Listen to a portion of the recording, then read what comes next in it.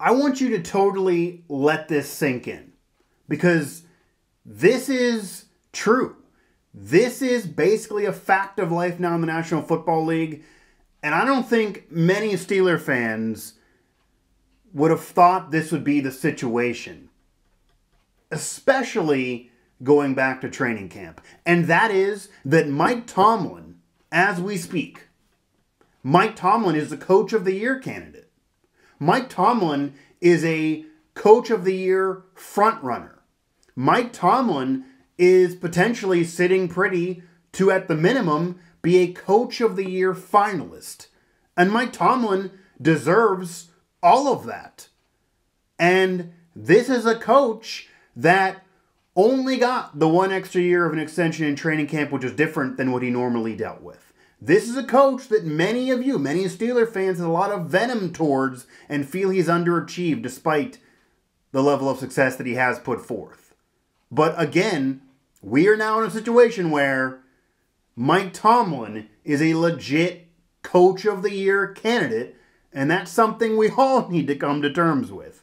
This is another episode of Mic Drop here on Pittsburgh Sports Live and, of course, SteelersNow.com. I am your host, Mike Asti, and while I've been accused in the past actually of being a Mike Tomlin defender, mostly because while many of you wanted to bash the man repeatedly and wanted to blame him for all that went wrong with the Pittsburgh Steelers, and he was far from perfect and had his issues for sure, but they wanted to do so by stomping on his success and not realizing his level of success and not realizing the resume that he actually has, and the fact that if you take away Bill Belichick and say under Bill Belichick, who clearly has been the best, if not the greatest coach of all time, which is almost not an argument at this point, that many of you wanted to basically act like Mike Tomlin accomplished nothing and his Steeler tenure was crap. And I made it clear that yes, maybe, and I called for this before the season, maybe it's the end of the line. Maybe it is getting close to his tenure being up as head coach of the Pittsburgh Steelers. I kept telling you, and I was right, and I'm sure many of you didn't want to admit this, but it was true. The Steelers were never going to fire Mike Tomlin as head coach, even if this year went 4-12 and was miserable with or without Ben and with or without these circumstances now that could propel him to winning a Coach of the Year award. They were never going to fire him. They didn't fire Chuck Noll after a decade of mediocrity in the 80s following those championships in the Steel Curtain dynasty of the 70s. They let him hang on until the early 90s when he finally decided to hang it up. They didn't fire Bill Cowher during multiple back-to-back missing of the playoffs, during all of those AFC Championship game losses, many of them as the favorite, and all those years without a championship. When they had quality teams, they let him hang on and hang on and hang on and keep eventually winning and winning that title. Mike Tomlin won them a championship, went to another one, most of the time in the playoffs, consistent winning record, AFC Championship game appearances, etc. All the winning that was there, a well above 500 record. They weren't going to fire him, but many of you didn't want to give him credit for that level of success because, and this was also, well, is true and a fact and mutually exclusive from what's going on this year and his level of success this year and any awards he gets this year, doesn't make the last 10 years not somewhat of a disappointment, despite that one championship, for the fact of having Big Ben, future Hall of Famer, Le'Veon Bell, All-Pro, Antonio Brown, despite his insanity and drama on the field, and I'll still say he deserves it overall, future Hall of Famer, one of the best receivers of all time. That team should have maybe, while they were together, those three on the field together in their prime never even appeared in a Super Bowl. AB appeared in one that lost to Green Bay way early before he was getting going, before he was who he became. He certainly was a number one receiver then. Ben, of course, won those two championships, but that was before Le'Veon Bell. That was before AB became the number one. Bell never got there. Just that group, that triplets group with the numbers and the Ben to AB and those touchdown passes and where they stand in NFL history. And even many of those star players in the defense that were still around, it didn't result in even a Super Bowl appearance with that group. So that's disappointing. That's underachieving a situation based on Tomlin having success before that and based on those players being some of the best at their position in those given years. So it's fine to have said then that Tomlin was underachieving. It was even fine going into this year to say maybe we know he's not going to be fired. That's the rational take because you know the Rooney family and how they handle the Pittsburgh Steelers franchise. But maybe it's the end of the line. And we asked him at training camp when he only got that 1-year extension. He was mad. He didn't want to talk about that. He knew maybe that might have meant something.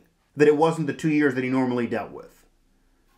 And that maybe his leash was shorter even though he wasn't going to be fired. That maybe him and Ben would walk off in the sunset together. Maybe he just wanted a new challenge. We are only a couple months ago and it happened in this season. Because the Steelers started off so slow, weren't winning with or without Ben, that 0-3 start, that then there were rumors that Mike Tomlin would be the next head coach of the Washington Redskins. He has a son out there in Maryland, ended up leaving Pitt to go to Maryland, so that was that connection there. That's also an historic franchise that maybe needs resurrected to glory.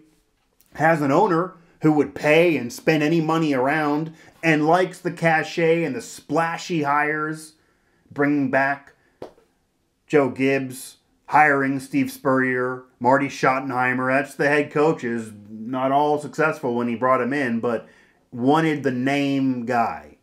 Even bringing in Deion Sanders towards the tail end. Likes the name guy, Albert Haynesworth. But those name guys weren't maybe always the right guy that should have been brought in then, but certainly has had success and would be a great coach. And I think he'd get the most out of his players there in D.C. or Landover, Maryland, where they actually are located in terms of where FedEx Field is.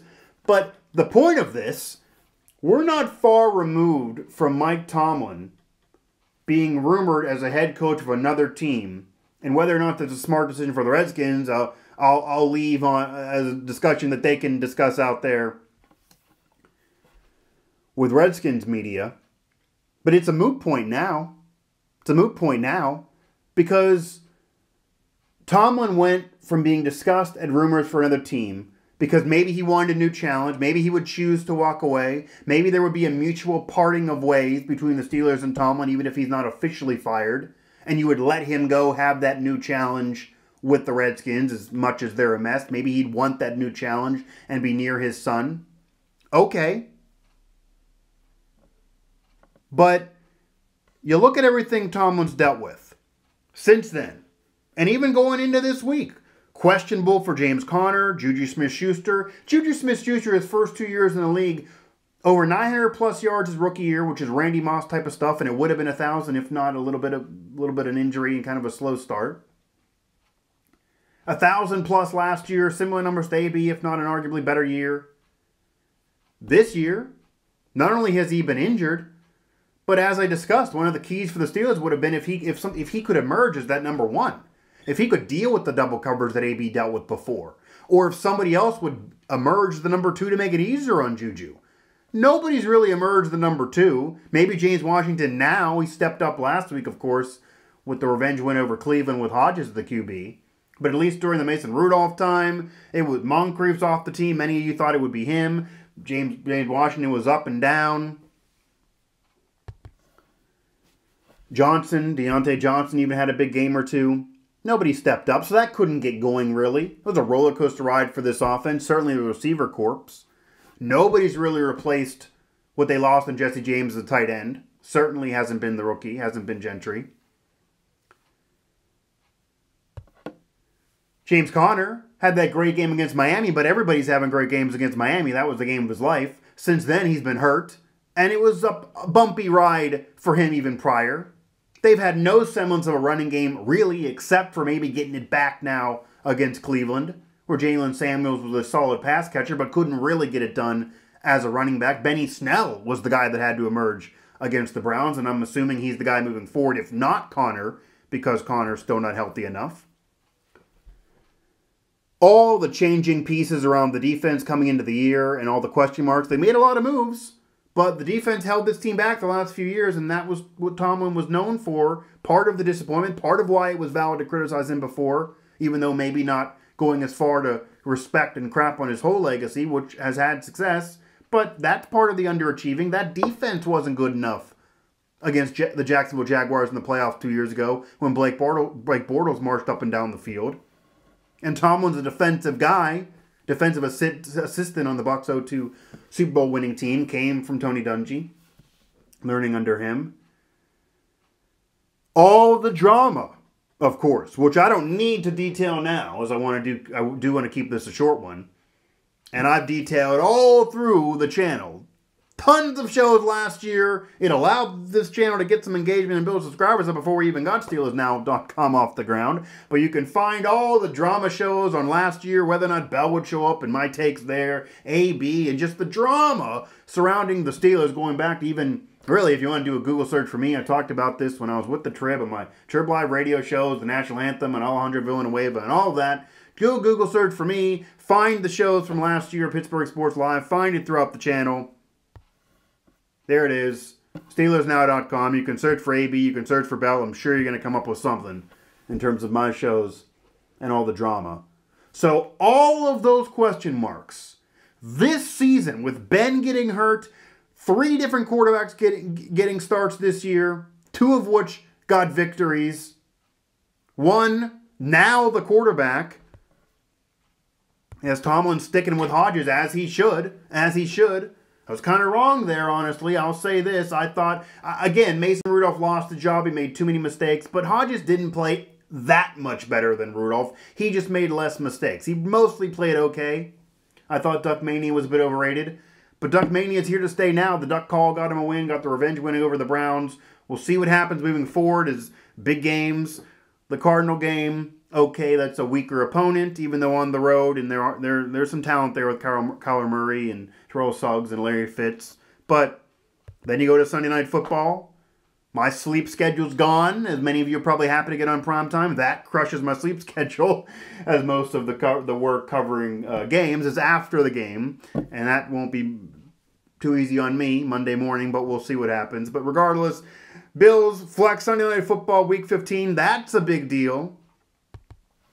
Who would have thought they would be in that situation where they would get games flexed to primetime? They would get a game flexed to Sunday Night Football late in the year because they're in playoff positioning. And maybe the Ravens got that division on wrap, but we'll see. There's still another game to go.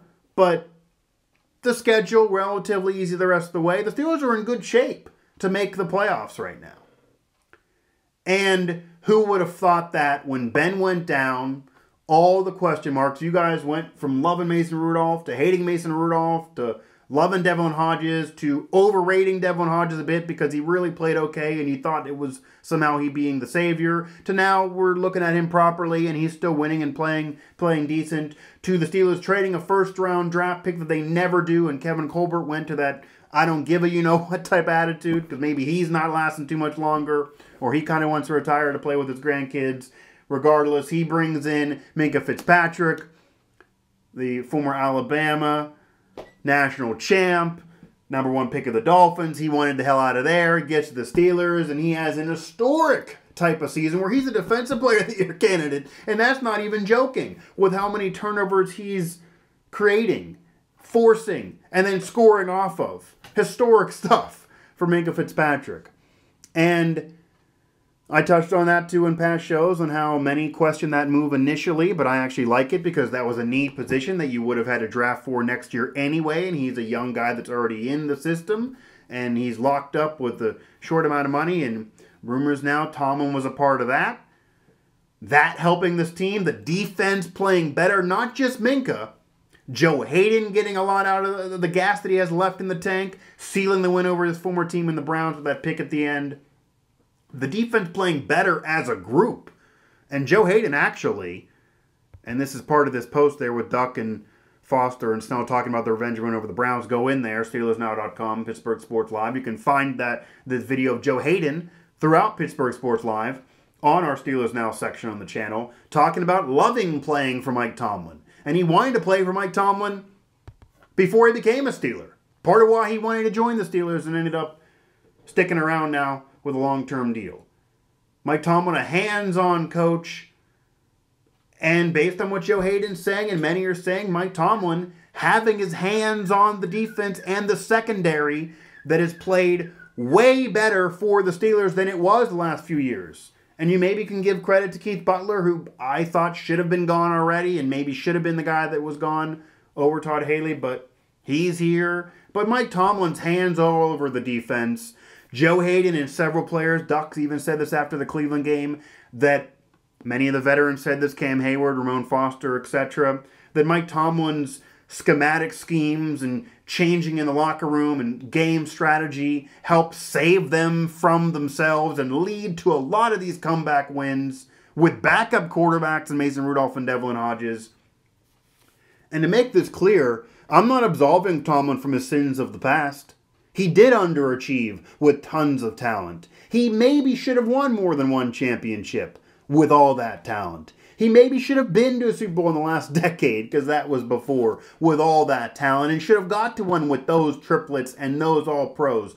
No matter what Bill Belichick's doing in the Patriots dynasty, maybe there was some underachieving by Tomlin, because it wasn't just the failure in the playoffs and losing to New England a time or two. It was losses and poor seeding based on upset losses and losing to the Browns before Baker, or getting tied by the Browns before Baker, and losing to the Chargers, a 16-point comeback last year, losing to the Raiders, losing to the Broncos.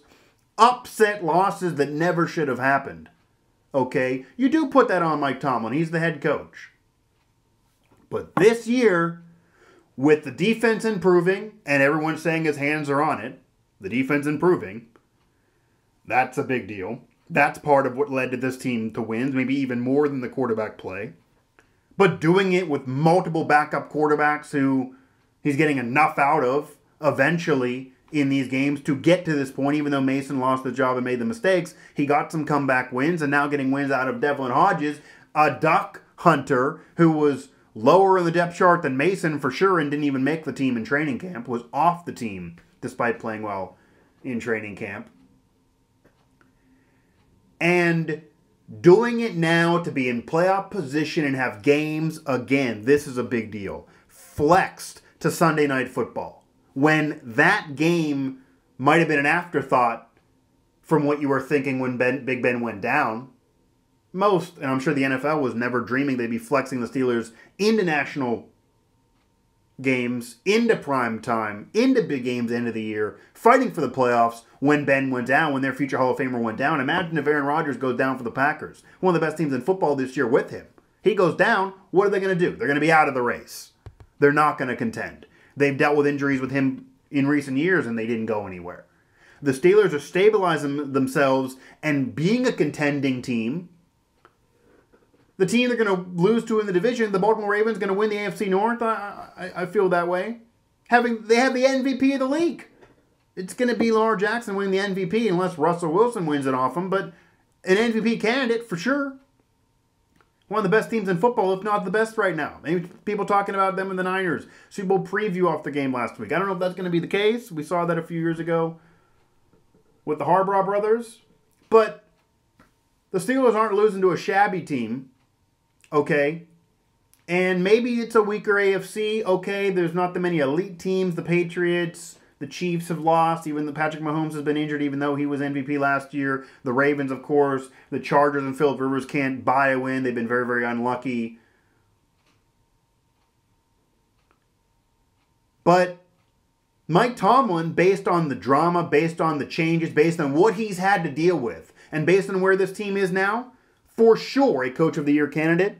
And it might even come down to that game against Buffalo. That game now that had been flexed to Sunday Night Football. That game against the Bills. That might even tell you who's the Coach of the Year. Because Sean McDermott is another candidate. And this isn't a Bills show. This isn't Buffalo media. I don't need to wax poetic on Sean McDermott. I don't need to analyze him. But I would say Mike Tomlin's for sure a Coach of the Year candidate, for sure a Coach of the Year finalist, I'd imagine, especially if they make the playoffs. And my money right now, based on what he's dealt with and doing it with backup quarterbacks, Mike, now he's the leading candidate. He's the front runner for me. Sean McDermott, though, another candidate for what the Bills are doing. I don't think anybody saw the Bills coming as one of the best teams in football, at least record-wise. They had an easy schedule earlier in the year, but we'll see what they do against Pittsburgh. A win over the Steelers and maybe out-coaching Tomlin could swing it again even further to him. Maybe he's going to win it because it's an upstart Bills team that, yes, they made the playoffs recently and broke that drought, but I don't think anyone expected this from the Bills, and they're only behind the Patriots in the division, who are, of course, the defending champs. But regardless of what's going on with them, they're not done. That's a whole nother rant for another day, despite the national media wanting you to think that. They had one bad game, guys. Still one of the best defenses in football, no matter what Brady does. But Sean McDermott, a candidate.